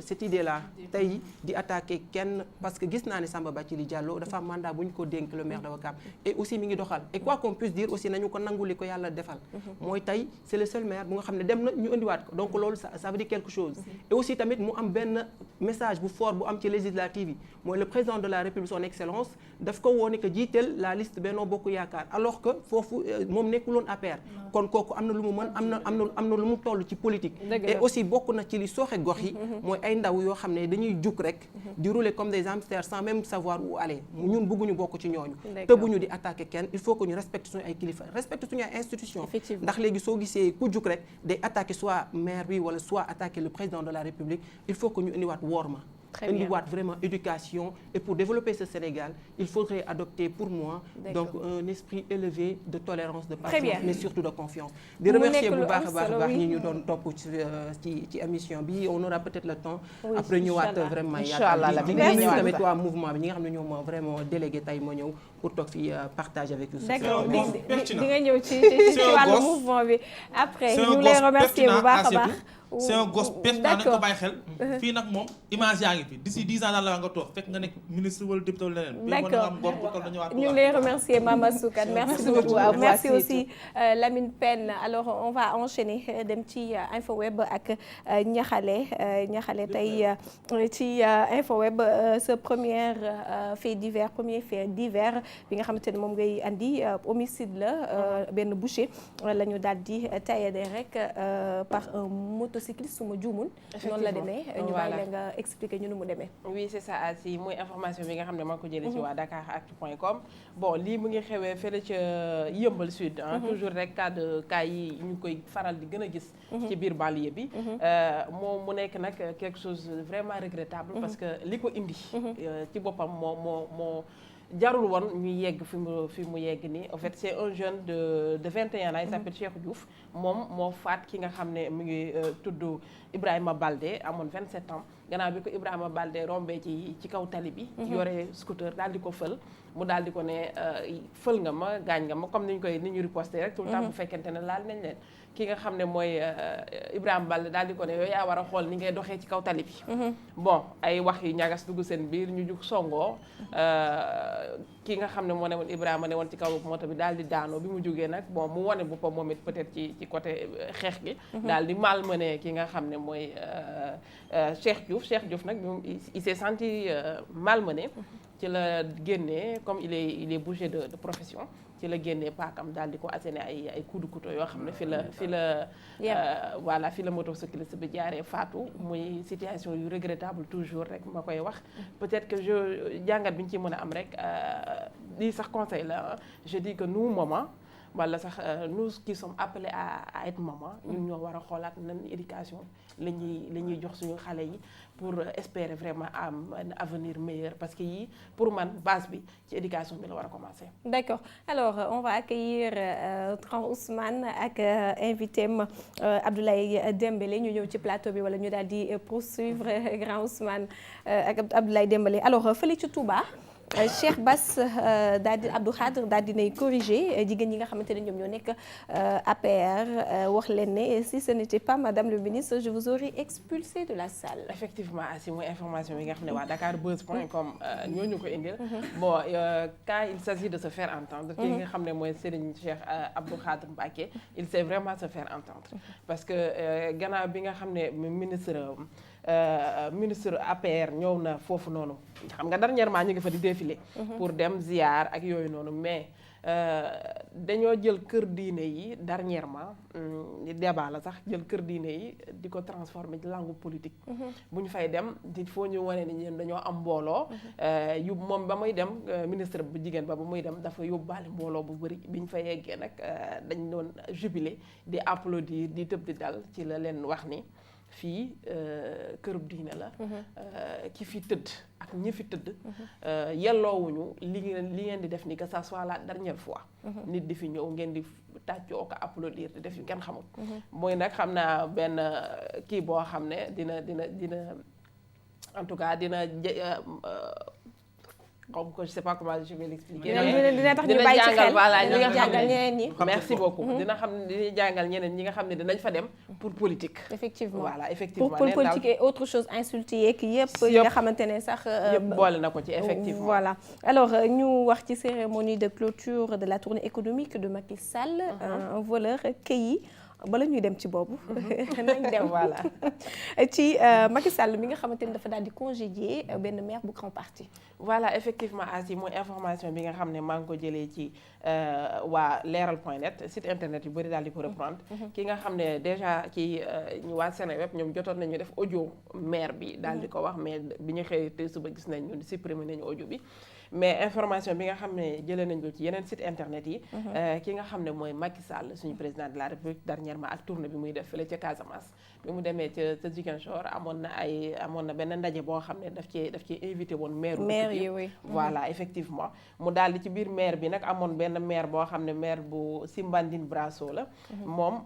bi mu ñëwee dafa ñëw nee na moom en tant que maire parce que président de la République ñëw na et président de tous les Sénégalais ñëw na woote na donc il était de son devoir mu dem wuyu ji mais ba mu demee wuyu ji à sa grande surprise dafa am kenn koo xam ne jug na daal di ko présenté comme ku transhumé te moom grand parti la nekk bu Malick Gakou kooku daal di ne d'ailleurs sax maire diw jóge na grand parti bu Malick Gakou voilà dem na rejoindre APR nee na moom ci la jëlee micro bi il s'est senti vraiment dafa mel ni dañ ko tuumal waxal ko loo xam ne waxu ko ci la jël micro bi daal di ñëw taxaw daal di ne non moom transhumé wul il est là en tant que maire parce que président woote na moom ñëw na wuyu si mais ma nga grand parti ba mu gëm ba léegi mais nag information boobu la waxoon moom ci audio bi ci Seneweb mais après ci biir gis nañu yenn site internet yi nee nañu yemul foofu rek parce que bi mu waxee loolu ba pare daf ci teg ni man soxlawuma leen parti bi ma nekk rek doy na ma comme parti ci la ko président de la République daal di ne waaw li nga wax c'est courageux wax nga dëgg sax et c'est très courageux mais comme soxla wooñu donc génnal ci salle bi tournée économique la ñu waxoon mais bon bu fekkente ni tournée économique jël na vraiment tournée aspect voilà politique donc c'est normal qu'on voit des choses comme ça. D'accord. Macky Sall il a parfaitement raison parce que autorité kon lu Macky Sall taxaw naa kaay soxlawuma leen. en tant que kon boobu bul ñëw. alors parti ba nga nekk dafa dee sax. dëgg la alors. je pense très bien aussi en tant que maire. am na droit wuy ji le président de la République parce que c'est un maire. En fait faut rek ñu contextualiser ko parce que ba muy wuy ji en tant que maire c'est le maire Cissé dafa yaakaaroon ne dañuy wax ci wàllu développement. C'était ça et pas ci wàllu politique. Et il s'est trouvé qu'il parlait de politique loolu nag il a pas aimé moo tax mu jukk daal di wax ne moom il fait pas partie de l'APR et cetera et la réponse de Macky Sall ne s'est pas fait attendre alors ñu daal di jàll ci leneen. daal di wax ci Abiba mi nga xamante ni dafa daal di porter plainte rek ci. effectivement Asi mooy information bi nga xam ne maa ngi ko jëlee ci waa Leral.net toujours ki nga xam ne mooy DJ Pedros. di benn DJ bi nekk dernièrement ci rajo bu bees bi ñoom DJ Boubs. moom dernièrement ba muy def émission am na benn partie yi nga xam ne fi mu doon wax. moom en tout cas ëmbalul ki nga xam ne mooy Abiba. bi mu waxee terme yu mel noonu nag ñi nga xam ne mooy waa kër Abiba papam ak yaayam ak famille vraiment voilà niñ ko jëlewuñ ko ci lu rafet parce que nee nañu bu demee ba avancer propos yi dafa mel na Abiba dafa nekk en état voilà effectivement et c'est pas le cas ñoom xale bi ñu Abiba nga xam ne xale la mi ngi ci yoonu njàng ak éducation bi ñu def ci moom ak loolu yëpp mënuñoo toog seetaan di proférer ay wax yu mel noonu donc li yoon voilà li ñu jàpp mooy yóbbu yëfi ci yoon yóbbu nañu plainte bi ñuy xaarandi rek li ci war a mën a indi mais en tout cas ñoom jàpp nañ ni daal vraiment insulte la ba pare rafetul li mu wax bu teg ko ci deru ki nga xam ne mooy Abiba. D'accord alors on va terminer avec Macky Sall qui improvise de nouveaux pas de danse fële ca Bignona. Effectivement asi mooy information bi nga xam ne site internet yu bari reprendre nañ ko ci Sénégal mais bon vidéo la woon j'aurais bien aimé ko mu jàll mais temps bi permettre uñ ko en tout cas gis nañ Macky Sall joyeux vraiment happy di fecc ci biir xam meeting la xam nga nan lañ ko mën a tuddee mais daal ci biir mbooloo la woon mu jël parole nekk fa ñu tegal ko musique Casamance yooyu mu taxaw di ci fecc bon nit ñi nag daal di ne peut-être que jàpp na ni que jàmm bu bëri moo nekk Sénégal qu'il est heureux qu'il est satisfait peut-être ci liggéey bi nga xam ne moo ko def na ko moo tax mu am xel dal di fecc en tout cas une fois encore Macky Sall avec ses pas de danse mu mel ni provocation la wala de provocation mais politique la daal en tout cas loolu lañ ci mën a seetlu politique di jaale bu baax a baax famille Malamine Gomis député bi nga xamante ne dafa daal di faatu fële ci hôtel des députés démb ñu daal di d'apprendre nouvelle bi encore une fois mu mel ni fu mu toll nii député yi ñoo aye xam nga avant waykat yi dañ doon wax après journaliste yi mais aujourd'hui c'est mooy deuxième député bi nga xamante ne vraiment ci espace même pas 2 mois daal nay ñàkk bakkanam moom Malamine Gomis ñu ngi koy jaale famille am bi yëpp ak ñi nga xamante ne ñoom ñooy collègue am yi ak président yi nga xamante ne groupe parlementaire yi fa nekk ak ki nga xamante ne moom mooy président bu assemblée nationale di Moustapha Niasse ñu daal di jàll ci grand ak invité am tey nag ci assise lamb yi la ñuy waxtaani ak Abdoulaye Dembélé Abdoulaye nekk journaliste fële ci sunu lamb ñu bàyyi leen ngeen waxtaan tuuti. waaw jërëjëf Asietou jërëjëf Ñaxale ak Samba Diabare ak équipe technique bi yëpp ak ñi nga xam ne ñi ngi jàkkaarloo ñu surtout njabootu lamb ñuy profité aussi di leen jàll Zal Ndiaye bu Mbour moom it mbër la woon moom dafa wàcc liggéey feebar bu yàgg lool comme li daloon kase te loolu war nañ cee waxtaan te loolu xam naa ne dina bokk ci concertation yi ndax mbër moo xam da nga am licence di bëree jékki-jékki feebar amoo assistance ba yàlla jël la aussi war nañ koo xoolaat daal ndax mbër yi ñu mën leen a gën a delloo daal jox leen seen place delloo seen jukkal fi mu nekk nag ministre des sports dafa daje woon les acteurs de la lutte maanaam muy samedi ak dimanche fi nga xam ne mooy ci arène nationale bi mu doon nag loo xam ne man ndëpp laa ko mën a tuddee parce que ñëpp nga fa woon maanaam muy entraîneur muy promoteur muy njabootu lamb yëpp ñoo nga fa woon liñ doon càmbar daal mooy jafe-jafe yi nga xam ne am na ci lamb ji def nañ fa ay atelier def nañ fa ñaari fan def ay atelier bokkale nañ atelier yi jël nañ lañ fa liggéey jébbal nañ ko le ministre des sports ñu bëggoon nag tey jii ñu daal ci waxtaan li nga xam ne moo fa xew ndax réglé na problème bi. di leen féliciter d'abord ci émission bi nga xam ne yéen a ngi koy animé toutes les semaines je pense que tous les jours excusez-moi parce que momentanément laa koy suivre quoi j'ai vu que li ngeen di développer ci émission bi c'est innovant population bi ñu ngi koy xaar le contenu aussi important di leen ci encourager pour que ci li ngeen nekkee mu yokk bu ñëwee ci concertation bi effectivement on l'a attendu c'est arrivé dañ ko doon xaar lu yàgg parce que chaque année bu saison bi tëjee on se disait que quand est-ce que dinañu organiser les assises de la lutte bu fekkente ne dañ nañu jusqu'à ce que le ministre en tant qu'autorité représentative de l'État mu convoqué des assises convier toutes les composantes de l'arène je pense que lu baax la toog nañu effectivement ñu waxtaan pendant 2 jours identifier 4 thèmes ñu waxtaan ci 4 thèmes yooyu au niveau de 4 ateliers ñi xalaat indi nañ seen xalaat ay experts nga xam ne ñu ci bëri c'est des anciens présidents de fédération et cetera ñi nga xam ne ak lu làmb lañ nekk ku nekk indi na xalaatam ñu waxtaante diisoo tëral benn conclusion. waaw mais ci wàllu fédération boobu nga mujjee wax ministre bi moom nee na fédération làmb ji pareegul pour am fédération. waaw loolu lañ fa développé xam nga ça a été traité au niveau de l'atelier numéro 1 boobu la ñu consacré woon sur le cadre juridique wala cadre institutionnel maanaam lan lañ mën a def ba mieux gérer la lutte sénégalaise parce que dans le passé amoon na ay fédération mais la plupart du temps bu fédération amee du yóbbu lamb fu sur de bons rails looloo tax nag ñu gis ni avec le CNG pendant 24 ans donte yàgg na mais am na lu ñu fi wonee am nañu stabilité bu ñu amoon ci lamb maintenant pendant ces 24 ans am na li nga xam ne tamit ay manquement la looloo indil situation bi pour moi tamit il faut saluer le courage de quelques lutteurs nga xam ne ñoo mënee combat bi parce que bu fekkente ni CNG c'est une structure bi nga xam ne dafa am doole ñu ko gérer ay intellectuels ñoo fa nekk ay borom xam-xam lañ bu fekkente ne des lutteurs nga xam ne ils ne sont pas à leur niveau ñu parvenir di leen secouer jusqu'à ce que concertation ñu convoqué ça veut dire qu'ils ont du mérite loolu l'histoire ne va jamais l'oublier ça sera marqué dans l'histoire de la lutte sénégalaise maintenant le contenu de ces concertations moo nekkoon lan ñu xool ndax dañuy dem fédération wala dañuy rester au style CNG mais si la ñuy waxtaanee on a compris que même bu fekkente ni il faut aller vers les fédérations donc lamb pareegul pour dem ci loolu parce que fédération il faut au niveau des régions ñu am ay ligues et cetera liggéey boobu noonu dafa laaj donc looloo taxoon ñu ne donc continuer avec le CNG mais un CNG élargi parce que avant le CNG bureau la nga xam ne peut-être 12-13 personnes mais actuellement dañ koy war a renforcer avec d'autres composants de l'arène nga xam ne am nañu baat ci milieu bi pour que seen xalaat seen xam-xam bu ñu ko indee mu doon li nga xam ne dina arranger la lutte sénégalaise. nee na après le 31 octobre day def beneen arrêté bu bees. waaw c'est normal parce que le mandat du CNG actuel le 31 octobre lay jeex.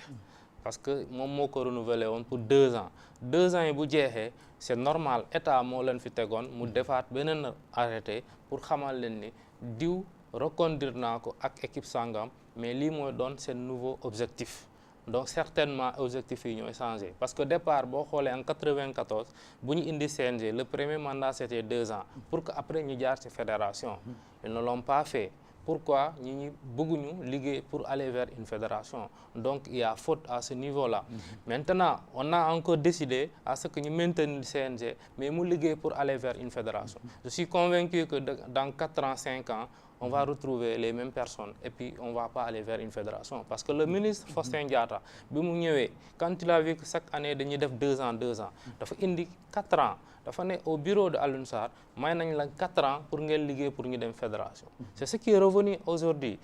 ils ont 4 ans pour aller à une fédération dans 4 ans l'histoire va bégayer on n'aura pas une fédération on n'aura pas travaillé pour ñu dem ci fédération beneen fédération loolu ça sera le mal ça sera l'échec pour l'équipe actuelle donc échec à ce niveau-là lañ koy recentrer maintenant lu arranger lamb yàlla nañ ko def bu fekkente ni c'est le CNG la gestion de type CNG d'exception moo arrangé lamb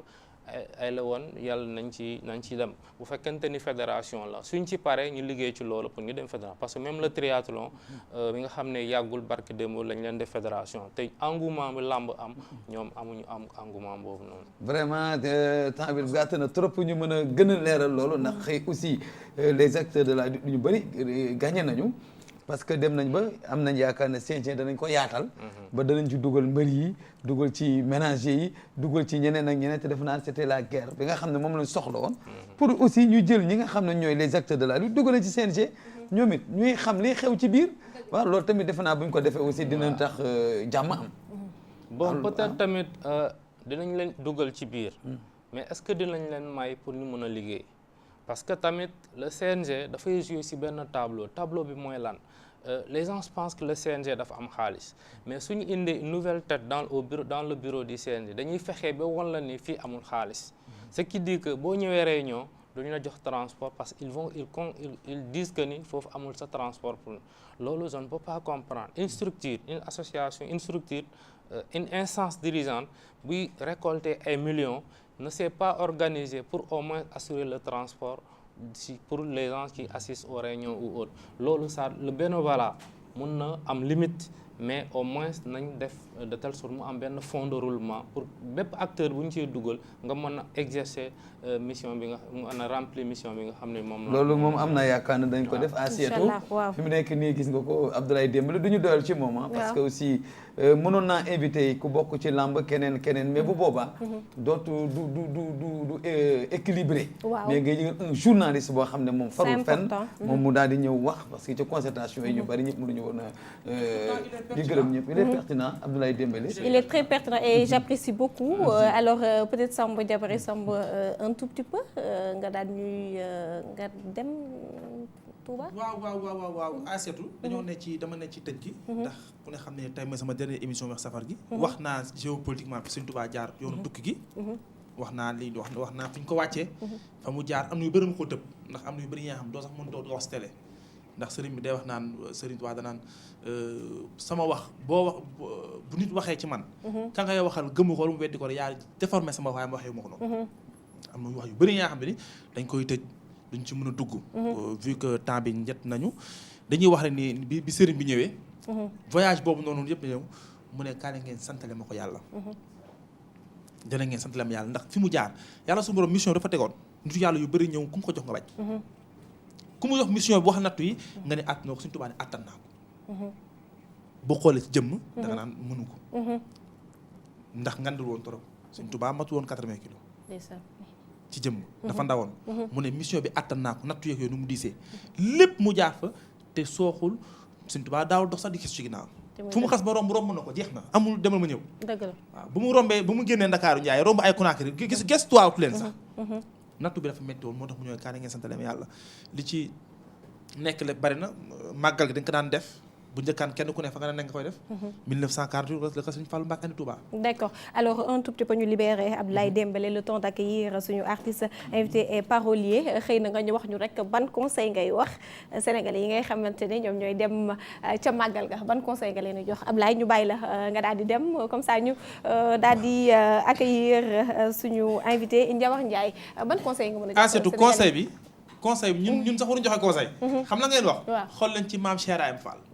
moom mooy lamp yoon bi. moom jàngale na la ñuy toppee Sëñ Tuubaa. jàngale na lu ñuy toppee Sëñ Tuubaa. waaw jàngale na ko pare dañuy roy ci moom rek na mu daan def. léegi nag màggal gi moom ndigal lenn kese la. ku ci amee murit bor na nga ko fay balaa màggal gi. ku ci murit ameel bor ba màggal paas ndox laa fay. waaw màggal gi. màggal gi bëgguñu si ku ci sol ay vax ak borodé ak yooyu. njaxas rek. vax yeeg njaxas sax du ma ko fa sol. vax yeeg. borode yeeg autriche yi nañ ko def ay napp lalukaay di ko toggee añ ak di ci fomp ndap yeeg yooyu gañ laa xew ni ñu gañ laay génnee ko def ko torsion di ko laal ci suuf gaa yi di ko kii waaw 3 pièces jas neen da ko ñëpp sol ku fi andi demi saison masle woo sant Sëñ Tuubaa jas neen ngay jël def ko 3 pièces bu toll nii ci ngor gi ñu santee ku tedd ki ku fi kenn andi ay choix borode autriche gañ laa yu ñàkk fayda yi bu ko fi kenn andi ay voile valeur la bëggunu alors Ndiawar nanu sant Sëñ Tuubaa ci 3 pièces jasneer nay dàq mais yow nay dàq na murid yëpp màggali waaw ku daw Ndakaaru jaay billaay gudd damay wax déet je parle en am na ñuy toog dama ni ñaamul permission balaa ngeen may dagg xam man ñaamul permission télé laay waxee yow bay iso may la permission lu may wax nag toogal la na ma dàq li may wax dama koy métti dama koy wax ku toog jour màggal bu yóbbu nga jël sa bassan daal ko ci dëgg taal doo xam doo gis oto bu la romb d'accord ni ñëpp ñëw Touba inchallah 3 pièces jasneer lañ bëgg na jot na ngande d'accord dañu sant Sëñ Tuubaa d'accord problème bi mooy xam nga màggal gi nag weer bi as li ma ci neex weer mooy waaw képp ku ma doon solo dama laa bloqué fépp ku ma woo jotoo ma dafa sax may solo ndax sama xol mi mbégte Sëñ Tuubaa ci ne dëgg la bëgguma yàq mbégte fekk màgg gi passé su màgg gi passé nag ku may mere nga mere ñu mere d'accord waaye nii moom c'est la paix et joie laay dund sama biir xol macha allah Sëriñ Tuubaa joie la macha ñu daal allah suñu invité d'accord alors Ndiawar maa lay nuyu ñi ngi lay fay ñi ngi lay moom daf may daane macha allah waaye nag Sëñ Tuubaa moom mooy courant bi maas ñëpp moom Sëñ Tuubaa moom maas fépp ñu nangoog ñëpp est-ce que amati nañu bañ sax ndax fi mu ne daal war gi fépp lay dërale waaw incha allah ila Touba ñu ngi leen di nuyu bu baax di leen ziar bu baax a baax di ñaan ci wàccaayu ko Serigne Touba gi nit ñi dem ci jàmm des ci jàmm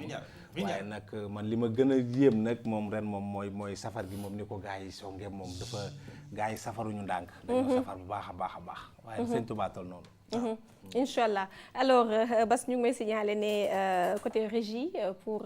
son suñu invité bi buñ ko mënee yokk tuuti rek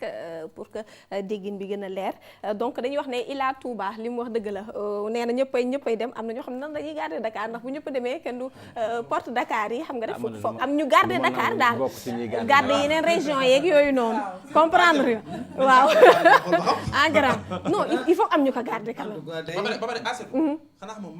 màggal Touba jëriñu Sénégal dëgg la loolu xam naa dañ ci ñëw ci leen jotaay parce que waaw boo demee ba ñëw wax ñu naka nga passé sa mag inshallah dem jàmm inshallah ñu gis ak jàmm inshallah yow laay dalal jeex na Ndiawar jeex na alors Ndiawar auteur la compositeur la parolier la parolier boobu sax dama ci bëgg daal di taxaw Ndiawar dégg naa way yu bëri yaa ko bind yi ñu foog ak yi ñu foogul waaw xam nga maa ngi nuyu ñëpp mais da nga am chance j'en fais partie des hommes de l'ombre waaye artistes paroliers yi moom ñoom lañ naan les hommes de l'ombre souvent lépp solo ci artiste bi ñoo koy def mais les gens ne les voient pas ndax ils sont derrière bon les gens ne les voient pas ou artistes yi peut-être ñoo xaw a coloré yi mooy maa ngi nuyuwaale sax sama tonton ay Kabou Gueye yooyu ay Birame Ndeg Ndiaye de passage parce que ku ne yàgg na daan xam ci mbiru mbind meeg yooyu maa ngi leen di nuyu de passage mais aussi xëy na noonu la yàlla defe parce que du ñëpp des fois nga gis ku toog ci plateau def album bu am doole remercier waale nit ñi et consorts je salue de passage sax sama frère sama cousin Pape Diouf nga xam ni moom il est habitué souvent bu toogee ci plateau ne sama cousin Jawar Ndiaye moo def nangam ak nangam di ko remercier waale ci berseem bi mu génn macha allah macha allah. dégg naa album Pape Diouf bu mujj bii pour ne pas dire lépp pour ne pas dire cassette bi lépp. lañ ca bind bu nga ko ci dindee cassette dootu amati CD dootu amati. ci Pape Diouf album bi du existé. non Pape Diouf moom da doo yàgg Pape Diouf complicité la ndax day sama cousin nag. ba tax na Pape mosuma bind way nii jox ko xam nga aussi ñun tam yàlla dogal na duñu ay woykat mais tëlewuñu xam nañ fi woy nekk moo tax des fois woy rawaan la da ngay tëdd diggu guddi am loo am nga jóg enregistré ko sa téléphone te comme am nañ tuuti ci woy des fois ndax dañ daan nekk këram ba 2 heures du matin rek su ma amee dara ne ko bon booy nañ woy lii nangam ak i nangam mais doon sax lu ma ndax bëri na artistes yi nga fi dégg ay Yacine Mbuub Chéri maa tey noblaak yooyu yëpp mosuma bind dara jox leen damay woy ñu woy rek quoi Njawar lépp di leere Njawar kan moo bind dignité. non dignité. morceau la boo xamante ni sama benn grand bu ñaan Amath Samb. bokk na ci texte yi waaye xam nga des fois dafa am morceau yoo xamante ni da ngeen koy seq yéen paroliers yi ndax am na ci parole yu bëri yu nekk ci biir. samay parole la mais am na ci yoo xam Amath Samb moo ko def mais boo déggee ma kër yu bari lool sa banque ba riis te ama woy wu riis dignité ma ko gënal. yooyu ak yenn ñi bagage. rakkaaju ku ko bind. waaw rakkaaju moom yàlla dogal na maa ko bind te biir kër Pape Diouf sax laa ko amee ci yenn circonstances bon ay circonstances yu bari nag xam nga rakkaaju moom dafa xam nga musique ay haut ak ay bas.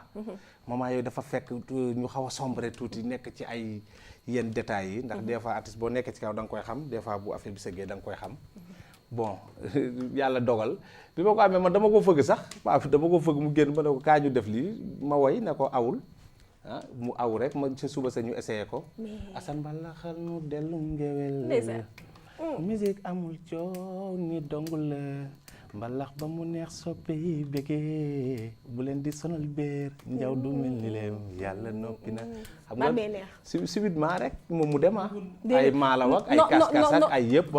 kas-kas bi aussi yow la. waaw kas-kas moom kas-kas sax ni mu dikkee dafa doy waar ndax damay dem sport.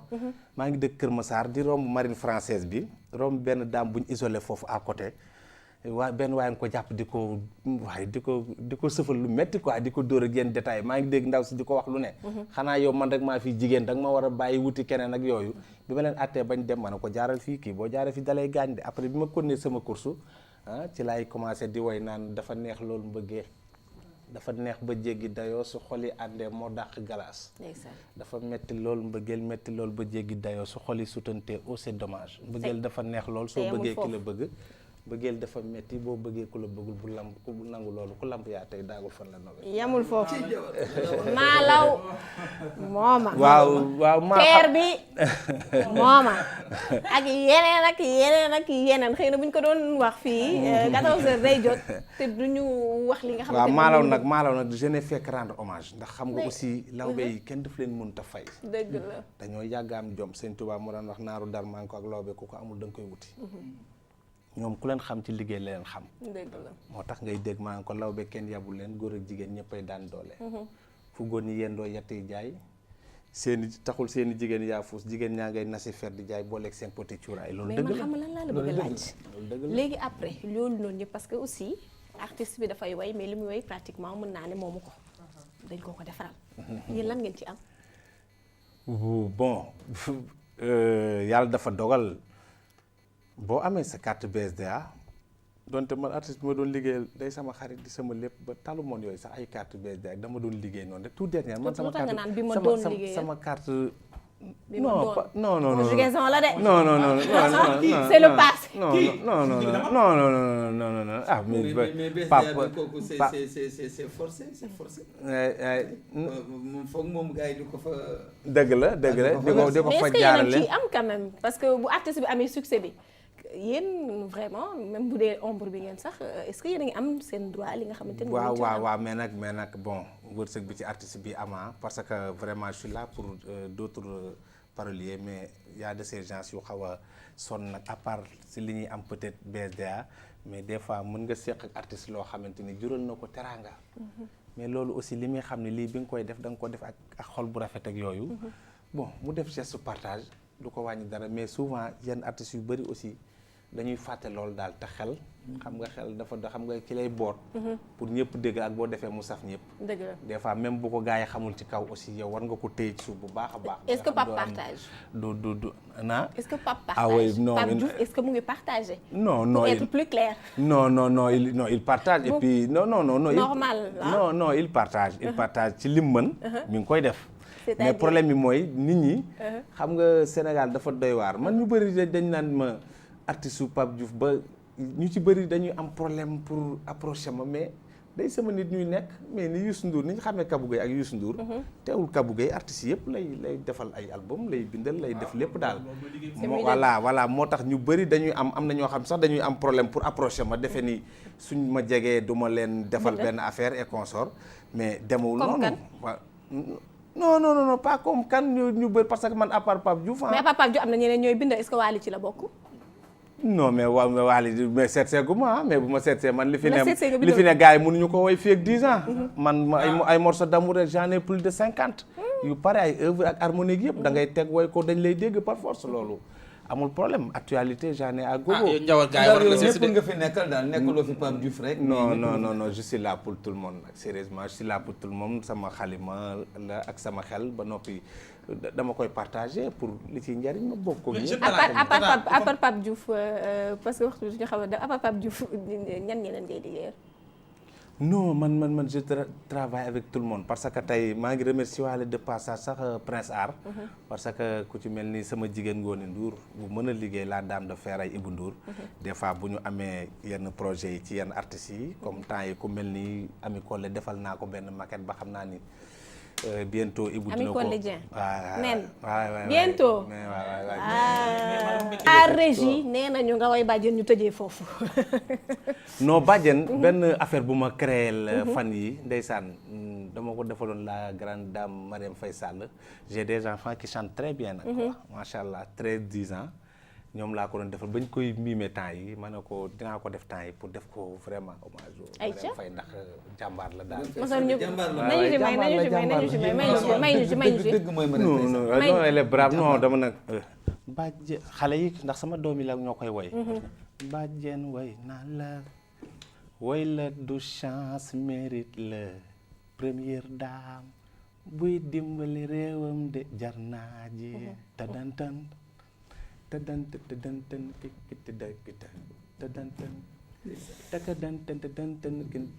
bàjjen ca hôpitaux yi bàjjen ca fondation yi bàjjen saabu ko seene muy dem farata lay doxi bàjjen Marième Faye Sall ñoo ngi lay jiin di la joobe première dame